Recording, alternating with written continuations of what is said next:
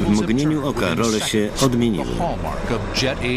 To zjawisko typowe dla starć odrzutowców w Alei MiGów. Wycelowałem w ostatni samolot klucza, który był najbliżej. Złapałem jego dyszę w celownik i nacisnąłem spust. Zapalił się jak choinka. Mieliśmy 6 KM-ów kalibru 12,7 mm oraz pociski przeciwpancerne i zapalające.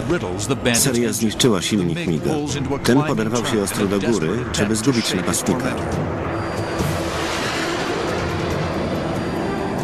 Dymiący myśliwiec nabiera wysokości.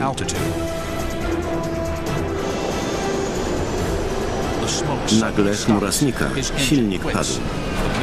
MiG szybko traci prędkość.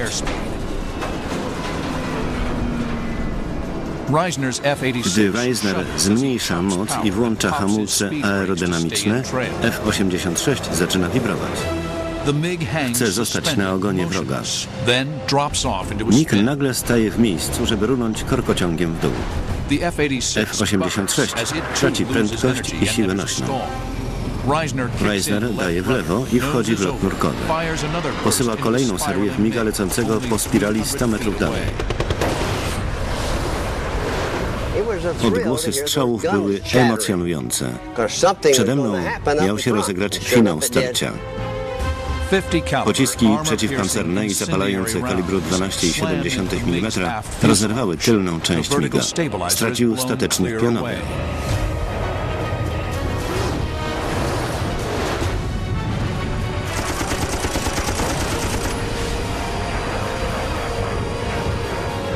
Pilot się katapultował.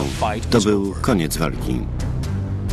Reisner stracił swój pierwszy samolot. To było wspaniałe uczucie. Mieliśmy zestrzelić jak najwięcej MiGów. Mnie się udało.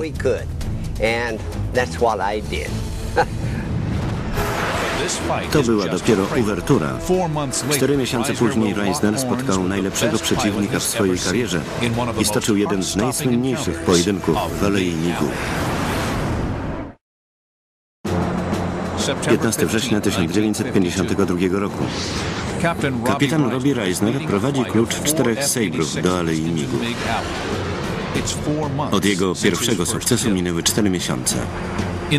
Żeby utrzymać panowanie w regionie, gdzie roi się od MiGów, wysłano na lot myśliwców bombardujących F-84 pod eskortą myśliwców Sabre na zagłębie przemysłowe przy ujściu rzeki Jalu.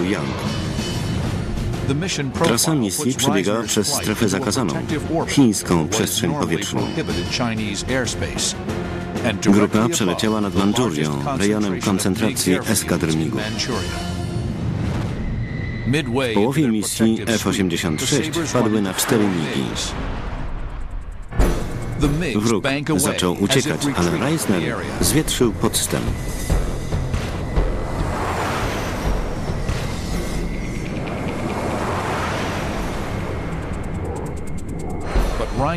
Leci za wrogimi myśliwcami.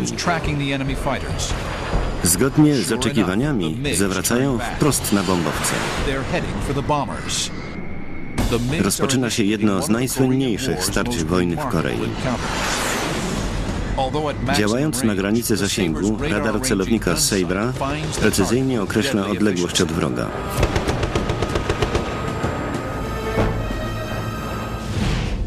MiG górował nad F-86 parametrami lotu, ale nasza maszyna miała celownik z radarowym dalmierzem. Nawet w trakcie walki manewrowej i lotu po łuku system sam ustawiał celownik, wprowadzając poprawki dla trajektorii pocisków kalibru 12,7 mm. System był zabójczo skuteczny. Pierwsze pociski trafiały w cel.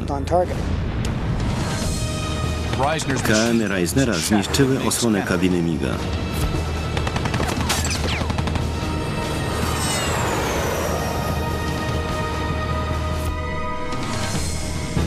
Pozostałe 3 wrogie maszyny uciekły.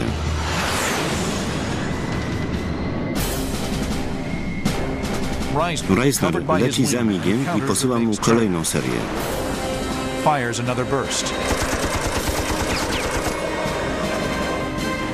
Ścigany pilot zaczyna szereg ostrych manewrów obronnych.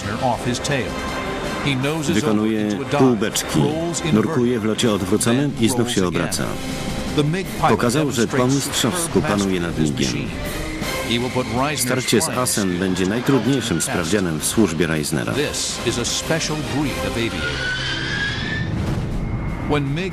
Od 1950 roku MiGi-15 atakowały F-86 zwykle z większej wysokości. Rzadko wykonywały manewry i posyłały drugą serię. Wynikało to z małego doświadczenia pilotów i krótkiego zasięgu maszyn. Był też trzeci powód. Moskwa i Pekin nie chciały ujawnić tożsamości pilotów. Aleja MiGów była dla Rosjan tajną bazą szkoleniową. Radzieccy piloci nie mogli się zbliżyć na 100 km do linii sił ONZ, ani wlecieć nad Morze Żółte, bo w razie strącenia wróg poznałby ich tożsamość. Rosyjskie samoloty ostrzelały nawet swojego pilota, który katapultował się nad wodą. Latem 1951 roku radzieckie lotnictwo zmieniło taktykę. Zamiast nowicjuszy na front wysyłało instruktorów i asów myśliwskich z II wojny światowej. Amerykanie nazwali ich honchos, co w japońskim slangu oznacza szycha. Byli świetni. Reisner nie zapomni spotkanego tego dnia honcha. Pilot MiGa ostro walczył i był doskonale wyszkolony.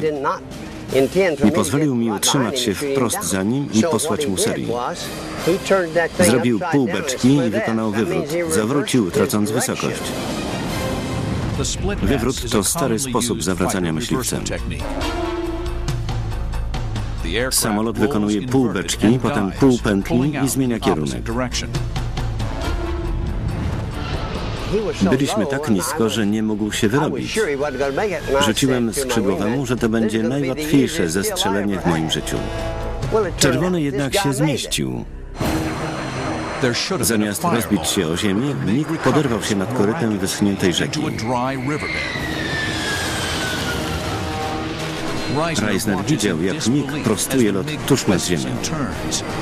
Był tak nisko, że wzbił kurz i okruchy skalne. Siedziałem mu na ogonie, a wzbite przez niego kamienie z koryta rzeki obijały mi kadłub. To była walka na poziomie. Zmierzyłem się z prawdziwym nosem. Reisner ledwo może utrzymać drążek, gdy miota nim strumień gazów wylotowych MiGa. Ten leci jak szalony. Zmniejsza moc i włącza hamulce aerodynamiczne.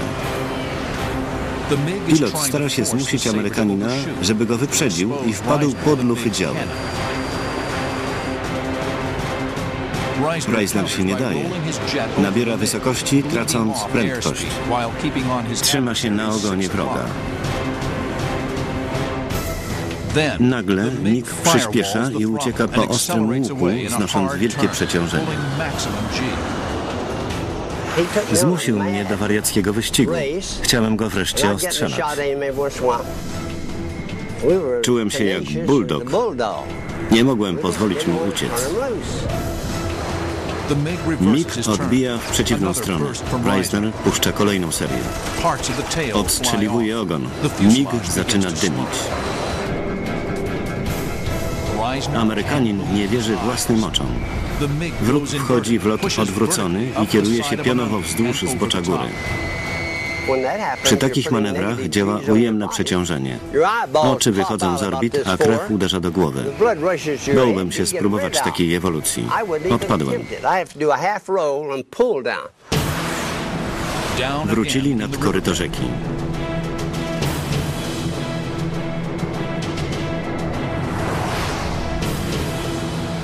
MiG zmniejsza moc. Reisner też zwalnia. Leciałem tuż obok niego.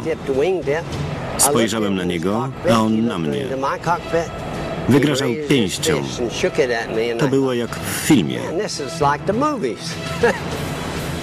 Ale to nie był film.